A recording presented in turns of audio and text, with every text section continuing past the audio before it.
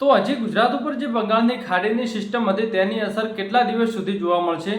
તો જો વાત કરીએ કે જો બંગાળની ખાડીની સિસ્ટમ હતી જે બહુ સ્ટ્રોંગ હતી, તેના કારણે ગુજરાતના સમગ્ર વિસ્તારોમાં ભારેથી અતિ ભારે વરસાદ જોવા મળ્યો છે અને નદીઓ અને ડેમોમાં પણ પાણી ખાસું એવું જમા થઈ ગયું છે. નદીઓ પણ વહેવા લાગી છે. એટલો ભારે વરસાદ આપણને જોવા મળ્યો છે જે બંગાળની ખાડીની સિસ્ટમના કારણે આવ્યો હતો. હવે હજી પણ જે બંગાળની ખાડીની સિસ્ટમ છે જે 21 જુલાઈથી આવી હતી, તો 27 જુલાઈ સુધી તો હજી ગુજરાતના એવા ખાસા બધા ભાગો છે તેમાં વરસાદની એક્ટિવિટી ચાલુ છે. પણ આ વરસાદની એક્ટિવિટી હજુ કેટલા ટાઈમ સુધી જોવા મળશે?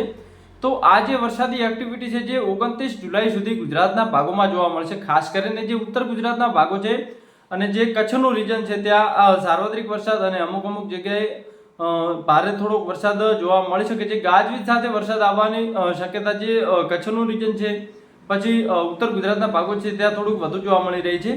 ખાસ કરીને જે ઉત્તર ગુજરાતના ભાગો છે તેમાં ડીસા, ધાનેરા અને પાલનપુરના જે વિસ્તારો છે જ્યાં ગાજવીજ સાથે વરસાદ પડવાની શક્યતા છે. અંબાજી સુધી જે સારો વરસાદ આપણને જોવા મળી શકે છે. પહાડી વિસ્તારોમાં થોડોક વધારે વરસાદ જોવા મળી શકે છે.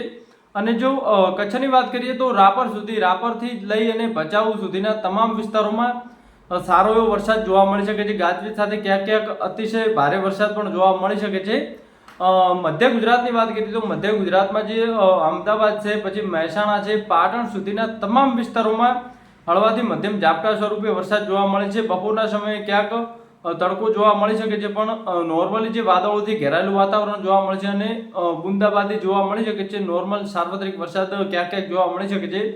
સૌરાષ્ટ્રની વાત કરીએ તો સૌરાષ્ટ્રના અમુક ભાગોમાં હવામાનમાં વાદળછાયું વાતાવરણ જોવા મળી શકે છે. ક્યાંક તડકો છાંયડો જોવા મળી શકે છે. ક્યાંક ઝાપટા સ્વરૂપે વરસાદ જોવા મળી શકે છે.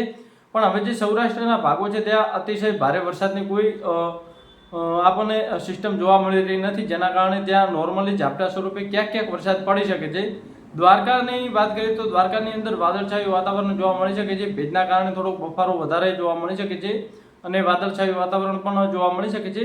પણ જે આગળનો હવે સમય આવી રહ્યો છે, જે 1 ઓગસ્ટથી લઈ અને 4 ઓગસ્ટ સુધી ગુજરાતના તમામ વિસ્તારોમાં વળી ભારે વરસાદની આગાહી આપણે વ્યક્ત કરી રહ્યા છીએ. જે હવામાનની જે વેબસાઇટો છે, જે હવામાન મોડેલો છે, તે અનુસાર જે 1 ઓગસ્ટથી લઈ અને 4 ઓગસ્ટ સુધી ગુજરાતના તમામ ભાગોમાં અતિ ભારે વરસાદ જોવા મળે તેવી શક્યતા છે. કારણ કે બંગાળની ખાડીમાં જે સિસ્ટમ બની ગઈ છે, જે ઓડિશાના તટીય વિસ્તાર સુધી પહોંચી ગઈ છે અને જે ધીરે ધીરે આગળ વધી રહી છે, અને બંગાળની ખાડીની સિસ્ટમ અંદાજે 4 દિવસમાં ગુજરાત તરફ પહોંચી જશે અને ફરી પાછો વરસાદનો બીજો રાઉન્ડ શરૂ થશે, જેનાથી ગુજરાતમાં જે ખેડૂતો છે તેમને રાહત જોવા મળશે. પણ જે અમુક ખેડૂતોને જે પાક ધોવાણ થયો છે, અતિશય વરસાદના કારણે જે જમીન ધોવાણ થયું છે, તેનું થોડુંક મોટું નુકસાન ખેડૂતોને જોવા મળી રહ્યું છે.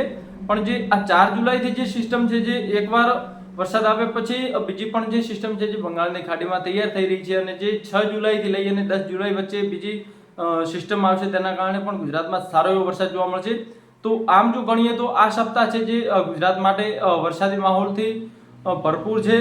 ખેડૂતોને પણ થોડીક રાહત મળશે. પણ જે પાક છે, જેમને અમુક પાકનું વાવેતર કરેલ છે, જેમ કે શાકભાજી, તેમાં થોડુંક જે ફૂલ બેસવાની પ્રક્રિયા છે જે ધીમી પડી શકે છે. કારણ કે સૂર્યપ્રકાશ પ્રોપરલી ન મળવાના કારણે જે ફૂલ વિકાસ કરતા નથી, તેના કારણે થોડુંક તેમને પણ નુકસાન થઈ શકે છે જેમનું શાકભાજીનું વાવેતર કરેલ છે.